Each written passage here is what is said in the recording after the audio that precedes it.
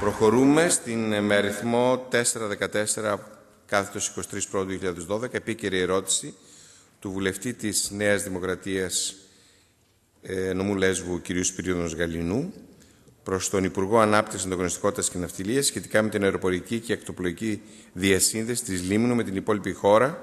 Στην επίκαιρη ερώτηση θα απαντήσει ο Υπουργός Ανάπτυξης, Ανταγωνιστικότητας και Ναυτιλίας κ.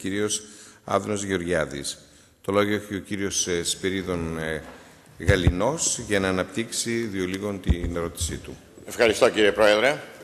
Κύριε Υπουργέ, η διασύνδεση της Λίμνου με τον υπηρετικό κορμό της χώρας μας, η οποία είναι εδώ και καιρό προβληματική, έχει γνωρίσει σοβαρή επιδείνωση με αποτέλεσμα οι κάτοικοι του νησιού να βιώνουν συνθήκες αποκλεισμού. Φτάσαμε στο σημείο, κατά το χρόνο υποβολής της παρούσας ερώτησης, να έχουν σταματήσει τα δρομολόγια από Πειραιά και Λαύριο και η Λίμνος να εξυπηρετείται μόνο από πλοία της άγωνης γραμμής από Καβάλα. Η αποδρομολόγηση πλοίων για επισκευές και η σε μόνιμη βάση αντικατάστασή τους από υπέργυρα και πλήρως ακατάλληλα πλοία υπονομεύει το αυτονόητο δικαίωμα των κατοίκων της Λίμνου σε αξιόπιστες και αποτελεσματικές ακτοπλοϊκές μεταφορές, ενώ σε συνδυασμό με το υψηλό τιμολόγιο αποτελεί τροχοπέδι στην οικονομική ανάπτυξη και στον τουρισμό του νησιού. Το κόστος των αεροπορικών συνδέσεων έχει καταστεί απαγορευτικό, ενώ ο προγραμματισμός των πτήσεων δεν επιτρέπει στους κατοίκους της Λίμνου την ευθυμερών διεκπεραίωση των υποθέσεών τους στην Αθήνα, εξαναγκάζοντάς τους σε διανυκτέρευση. Χαρακτηριστικά αναφέρω ότι οι κάτοικοι της Λίμνου που έρχονται από ανάγκη να δουν κάποιο γιατρό στην Αθήνα, μετά από 2 και 3 ημέρες παραμονής στο Λαύριο, αναγκάζονται να καταθέσουν το μισθό τους ή τη σύνταξη του ΟΓΑ, ολόκληρη τη σύνταξη του ΟΓΑ, προκειμένου να προμηθευτούν εισιτήριο για να επιστρέψουν στο νησί. Κύριε Υπουργέ, το αίτημα των κατοίκων της Λίμνου είναι απλό. Η ακτοπλοϊκή διασύνδεση της Λίμνου να γίνεται με σύγχρονα, ασφαλή και αξιόπλοα καράβια και η αεροπορική διασύνδεση να γίνεται με εύλογο τιμολόγιο και πιο ευνοϊκό προγραμματισμό πτήσεων. Γι' αυτό και τα ερωτήματά μου αναφέρονται στις ενέργειες, σε ποιες ενέργειες προτίθεστε να προβείτε για να δοθεί άμεση και μόνιμη λύση, θα έλεγα, στο ακτοπλοϊκό πρόβλημα της Λίμνου και παράλληλα σε ποιες ενέργειες θα προβείτε για να δοθεί λύση, αποτελεσματική λύση, στο πρόβλημα των αεροπορικών συνδέσεων της Λίμνου. Ευχαριστούμε τον κύριο Γαλινό. Τώρα θα απαντήσει ο Υπουργός Ανάπτυξης, Ανταγωνιστικότητας και Ναυτιλίας, κύριος Άδωνος Γεωργιάδης. Κύριε Γεωργιάδη, έχει το λόγο. Ευχαριστώ πολύ, κύριε Πρόεδρε. Κύριε συνάδελφε, να σας ευχαριστώ και εσάς και για την επίσκεψη στο γραφείο με όλους τους φορείς της Λίμνου και για τη μεγάλη κουβέντα που είχαμε τη Δευτέρα, αν θυμάμαι καλά, για όλο αυτό το θέμα. Μου έχει φέρει υπηρεσία μία απάντηση για την αεροπορική σύνδεση. Θα στη διαβάσω, δεν είναι δική μου αρμοδιότητα στο θέμα της αεροπορικής συνδέσεως, έτσι. Ότι η Olympic Air εξυπηρετεί τη Λίμνο με 9 εβδομαδιαίες συχνότητες κατά τη χειμερινή περίοδο. Για την καλοκαιρινή περίοδο η εταιρεία αυτή χρονατίζει 13 εβδομαδιαίες συχνότητες, εξανόμενες σε 14 την περίοδο αιχμής Ιουλίου-Αυγούστου.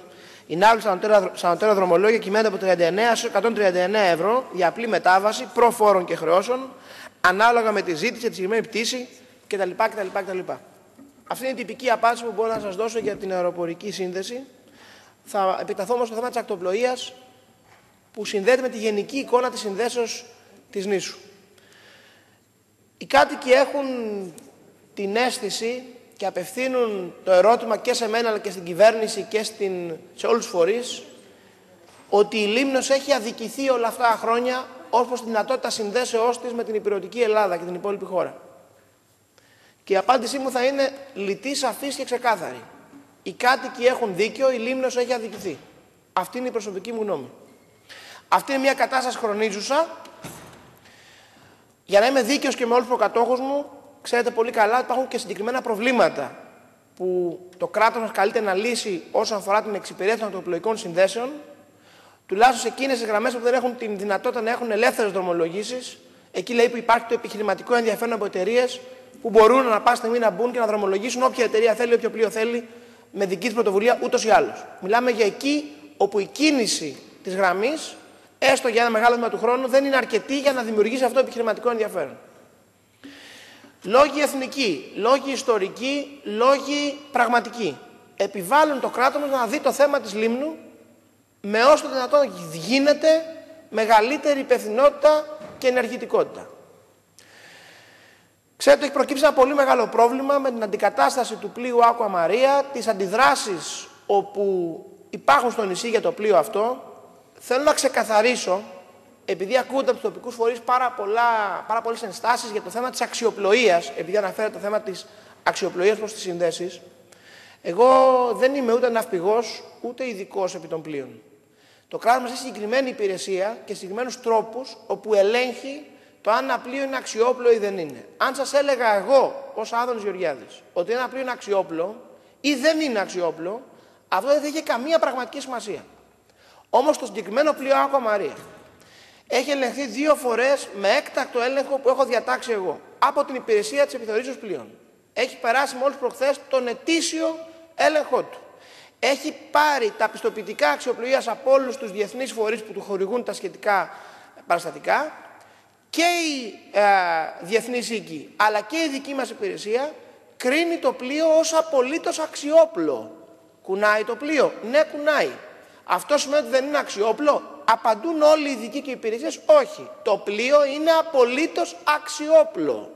Και το λέω για να ακουστεί, γιατί αν συνεχώς επαναφέρουμε το θέμα της αξιοπλοείας, αυτό που κάνουμε είναι να φοβίζουμε πάρα πολύ τον κόσμο. Και αυτό δεν είναι καλό για κανέναν μας.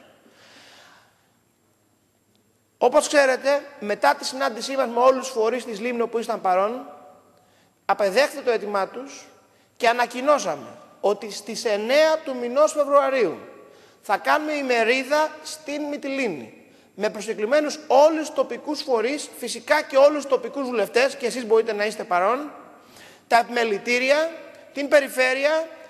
Όλα αυτά θα γίνει υπό την εποπτεία της Γενικής Γραμματείας Αιγαίου, θα είναι εκεί όλη η υπηρεσία μας, για να ανοίξουμε από μηδενική βάση τη συζήτηση των ακτοπλοϊκών συνδέσεων του Βορείου Αιγαίου. Και ανακοινώσαμε επίσης ότι την επομένη της ημερίδος, στις 10 του μηνός Φεβρουαρίου, ημέρα Παρασκευή, θα γίνει Συμβούλιο Ακτοπλοϊκών Συγκοινωνιών στην Μυτιλήνη, ακριβώς την επομένη της ημερίδος, για να δούμε από όλες αυτές τις προτάσεις. Στη δευτερολογία σας τα υπόλοιπα, κύριε Υπουργέ, που ακούστηκαν στην ημερίδα της Πέμπτης, πόσες μπορούν να γίνουν πραγματικότητα και τι ενδιαφέρον θα εκδηλώσουν οι εταιρείες στο Συμβούλιο θα γίνει την επομένη ημέρα την Παρασκευή. Στη δευτερολογία μου θα γίνω και πιο συγκεκριμένος ως προς γραμμές. Ευχαριστώ πολύ.